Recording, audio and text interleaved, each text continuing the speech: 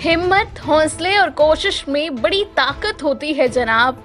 अगर दिल से की जाए तो मुकम्मल कर देती है हर ख्वाब। नमस्कार, सलाम, सत श्री अकाल। मैं हूँ शालिका ठाकुर लेकर हाजिर आप लोगों के लिए एक खास कार्यक्रम जिसका नाम है क्या चल रहा है भारत। तो दोस्तों, सबसे पहले बात करते हैं आज के इस कार्यक्रम में क्या कुछ आज का इतिहास रहा था और हिस्ट्री में कदम रखेंगे और थोड़ा सा हिस्ट्री को खंगालने की कोशिश करेंगे कि क्या कुछ खास घटनाएं आज के दिन हुई थी। तो सबसे पहले आपको बता दूं कि 1888 में स्वतंत्रता सेनानी मौलाना अब्दुल कलाम आजाद का सऊदी अरब में आज ही के दिन जन्म हुआ था। आज ही के दिन 1918 में पोलैंड ने खुद को स्वतंत्र देश घोषित किया था। आज ही के दिन 1966 में अमेरिकी अंतरिक्ष एजेंसी नासा ने अंतरिक्ष यान जेमिनी 12 लॉन्च किया था। 1975 में दक्षिण अफ्रीकी राज्य अंगोला को पुर्तगाल से आजादी मिली थी। आज ही के दिन 1982 में इजराइल के सैन्य मुख्यालय में गैस विस्फोट में 60 लोगों की मौत हुई थी। तो ये थी इतिहास की कुछ खास घटनाएं जिनके बारे में मैंने आपको बताया। अब बढ़ेंगे आज की टॉप 7 न्यूज के बारे में और मैं आपको बताऊंगी क्या कुछ खास अब तक की टॉप 7 न्यूज। नीतीश कुमार बनेंगे 7वीं बार मुख्यमंत्री। बिहार विधानसभा चुनाव में एनडीए ने अपनी जीत का परचम लहराया है। एनडीए गठबंधन ने 125 सीटों पर जीत हासिल की है। अब नीतीश कुमार 7वीं बार बिहार के मुख्यमंत्री का पद कार्यभार संभालेंगे। नीतीश कुमार बिहार के 37वें मुख्यमंत्री के रूप में शपथ लेंगे। भाजपा ने साफ कर दिया है कि जदयू की कम सीटें आएंगी तो भी उनके नेता नीतीश कुमार ही होंगे। भाजपा को 74 और जदयू को 43 सीटें मिली हैं। नीतीश कुमार बिहार चुनाव की कई रैलियों में ये घोषणा कर चुके हैं कि ये उनका आखिरी चुनाव होगा। नीतीश ने बिहार पर लंबे अरसे से राज किया है। इस बार नीतीश सरकार को लालू यादव के बेटे तेजस्वी ने कड़ी टक्कर दी है। अब विधायक दल की बैठक में मुख्यमंत्री पद के लिए नीतीश के नाम पर मोहर लगेगी, जिसके बाद उनका शपथ ग्रहण समारोह होगा। बढ़ते हैं अगली खबर की ओर। पहली बार भारतीय वैज्ञानिकों द्वारा विकसित फेलुदा किट्स से दुनिया भर में होंगे कोरोना टेस्ट। कोरोना वायरस की जांच के लिए भारतीय वैज्ञानिकों द्वारा विकसित फेलुदा जांच किट को अब दुनिया भर में उपलब्ध कराने का काम शुरू हो चुका है। पहली बार भारत में खोजी और निर्मित कोविड-19 जांच किट का दुनिया भर के देशों में इस्तेमाल किया जाएगा। इसके लिए हर माह 10 लाख किट्स की क्षमता के साथ उत्पादन का कार्य शुरू हो चुका है। दिसंबर में यह बाजार में आ जाएगा। हर महीने 10 लाख किट्स का निर्माण होना शुरू हो गया है। टाटा समूह के स्वास्थ्य सेवा company Tata medical and diagnostic limited के सीईओ क्रिस कृष्णमूर्ति ने बताया कि टाटा एमडी फेलुदा किट को बनाने का कार्य कर रही है। इसे टाटा एमडी चेक नाम दिया गया है। CRISPR-Cas9 प्रौद्योगिकी का उपयोग करते हुए CSIR और नई दिल्ली स्थित IGIB के वैज्ञानिकों ने इसकी खोज की है। ये दुनिया का पहला CRISPR-Cas9 पर आधारित नैदानिक उपकरण है जिसे विश्व स्तर पर लॉन्च किया जा रहा है। बढ़ते हैं अगली खबर की ओर। दिल्ली और छठ पर 13 स्पेशल ट्रेनें चलाई जाएंगी। रिजर्वेशन आज से शुरू। दिवाली और छठ पूजा के मद्देनजर रेलवे ने 13 स्पेशल ट्रेनें चलाई हैं। आज से इन ट्रेनों में रिजर्वेशन शुरू हो जाएंगे। जिन यात्रियों को रिजर्व सीटें नहीं मिल रही हैं, वे इन स्पेशल ट्रेनों के रूटों पर पड़ने वाले स्टेशनों के लिए रिजर्वेशन करा सकते हैं। Train number 04438 special train Anand Vihar से 15 व 16 नवंबर को रात 11:55 पर चलकर कानपुर सेंट्रल पर दूसरे दिन सुबह 6:15 और जयनगर रात 10:45 पर पहुंचेगी।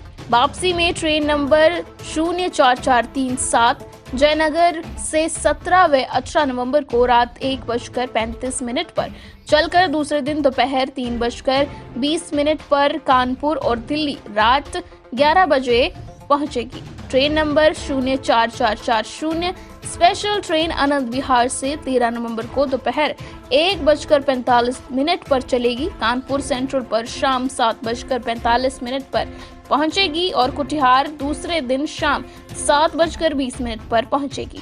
वापसी में ट्रेन नंबर 04439 स्पेशल ट्रेन 15 नवंबर को कटिहार से सुबह 6 बजे कानपुर सेंट्रल पर सुबह 6:10 पर और दिल्ली दोपहर 1:15 पर पहुंचेगी। इस तरह से इन ट्रेनों का शेड्यूल जारी किया गया है, जिसे आप कभी भी चेक कर सकते हैं। रुक करते हैं अगली खबर का, जो कि हिमाचल प्रदेश से संबंधित है। आज से दिल्ली के लिए दौड़ेंगी 14 अतिरिक्त HRTC बसें। दिवाली के चलते हिमाचल सरकार ने बाहरी राज्यों के लिए हिमाचल में से HRTC की अतिरिक्त 14 बसें चलाने का फैसला किया है। ये बसें 11 से 13 नवंबर तक चलेंगी। प्रदेश सरकार ने बिलासपुर, हमीरपुर, चंबा, मंडी, शिमला, धर्मशाला समेत अन्य मुख्य डिपोओं से दिल्ली के लिए बसें भेजने के निर्देश जारी किए हैं। दिल्ली आने जाने वाली ये बसें पंजाब, चंडीगढ़ होते हुए कई स्टेशनों से होकर जाएंगी। सरकार का स्पेशल बसें चलाने का मकसद ये है कि लोग अपने घर आकर परिवार के साथ दिवाली मना सकें। कोरोना के चलते निर्धारित सभी नियमों का पालन करते हुए इन बसों में सवारियां बिठाएंगे। परिवहन निगम का कहना है कि त्योहार के चलते यहां 40 व इससे अधिक सवारियां होंगी, वहां निगम स्पेशल बस भेजेंगे। सवारियां फोन कर भी अतिरिक्त बसों के लिए आवेदन कर सकेंगी। दिवाली वाले दिन निगम साधारण बसें चलाएगा। ये दिल्ली, चंडीगढ़, शिमला, मनाली, धर्मशाला, हमीरपुर, बैजनाथ और बद्दी से अलग अलग रूटों पर चलेंगी। परिवहन निगम के MD संदीप कुमार ने इसकी पुष्टि की है। चलते हैं अगली खबर की ओर। शिमला एयरपोर्ट पर उतरेगा 72 सीटर विमान, रनवे बढ़ाने को सर्वे शुरू। राजधानी शिमला के जुब्बड़हट्टी हवाई अड्डे पर 72 सीटर विमान उतारने की तैयारी है। 1200 मीटर रनवे की लंबाई और चौड़ाई और बढ़ाने की संभावना को तलाशने के लिए एयरपोर्ट अथॉरिटी ऑफ इंडिया ने सर्वेक्षण शुरू कर दिया है। वाधा सीमा सर्वेक्षण के लिए अथॉरिटी की टीम इन दिनों शिमला में जुटी हुई है। इस एयरपोर्ट पर सिर्फ दिल्ली से उड़ानें आती हैं, जो फरवरी से बंद हैं। शिमला से करीब 20 किलोमीटर दूर जुब्बड़हट्टी हवाई अड्डे का रनवे 1200 मीटर है। अभी यहां पर 42 सीटर विमान ही उतर पाता है। केंद्र ने प्रदेश सरकार की मांग पर हवाई अड्डे के विस्तारीकरण को हरी झंडी दे दी है। रनवे चौड़ा और लंबा होने पर यहां TR-72 को उतारने की तैयारी है। बड़े हवाई जहाज को सुरक्षित लैंडिंग के लिए 1500 मीटर का रनवे होना जरूरी है। शिमला हवाई अड्डे के तीनों ओर गहरी खाई है। इससे इस हवाई अड्डे के 1200 मीटर रनवे को अब करीब 1500 तक करने की तैयारी शुरू है। आगामी इस माह के भीतर विस्तारीकरण की संभावनाओं को लेकर स्थिति स्पष्ट होने के आसार हैं। अब बात करते हैं एंटरटेनमेंट की दुनिया की। तो एंटरटेनमेंट की दुनिया में अर्जुन रामपाल की लिव इन पार्टनर से आज NCB पूछताछ करेगी। ड्रग मामले में NCB द्वारा लगातार एक्शन लिया जा रहा है। अब NCB के निशाने पर एक्टर अर्जुन रामपाल की लिव इन पार्टनर गैब्रिएला डेमेट्रियट्स हैं, जिनसे आज NCB पूछताछ करेगी। वहीं अर्जुन रामपाल 12 नवंबर को NCB ऑफिस जांच में शामिल होने के लिए जाएंगे। अर्जुन रामपाल के बंगले पर सर्च ऑपरेशन करने के बाद NCB ने दोनों को सम्मन भेजा था।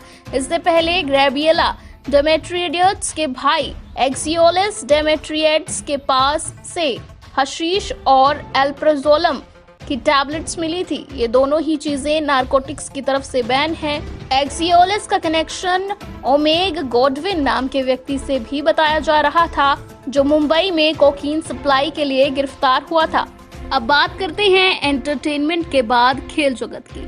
5वीं बार खिताब जीतकर बोले रोहित, जीत की आदत बनाए रखना महत्वपूर्ण था।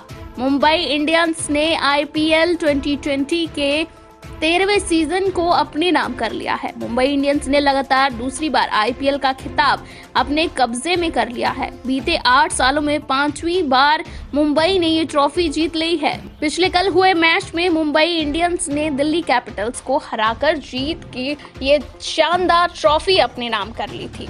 मंगलवार को हुए फाइनल में मुंबई इंडियंस ने जीत हासिल कर दिल्ली कैपिटल्स को मात दी। मुंबई इंडियंस के कप्तान रोहित शर्मा ने 5वीं बार इंडियन प्रीमियर लीग का खिताब जीतने पर खुशी व्यक्त करते हुए कहा कि जीत की आदत बनाए रखना अहम था, जिसमें उनकी टीम सफल रही है। मुंबई ने फाइनल्स में दिल्ली कैपिटल्स को 5 विकेट से हराकर पिछले 8 साल में 5वीं बार IPL का खिताब जीता और रोहित ने कहा कि पूरे सत्र में उनकी टीम ने अच्छा प्रदर्शन किया है, जिससे वो बेहद खुश हैं। मुंबई इंडियंस की ये जीत न सिर्फ मुंबई इंडियंस के लिए खुशी वाली रही, बल्कि मुंबई इंडियंस के फैंस के लिए भी काफी खुश कर देने वाली ये खबर और जिस मोमेंट का कहीं ना कहीं सबको इंतजार था कि आईपीएल में कौन जीतेगा, और एक ऐसी टीम जो डिजर्व करती थी इस जीत को वही जीती है, जिससे मुंबई इंडियंस के फैंस में भी काफी खुशी की लहर है।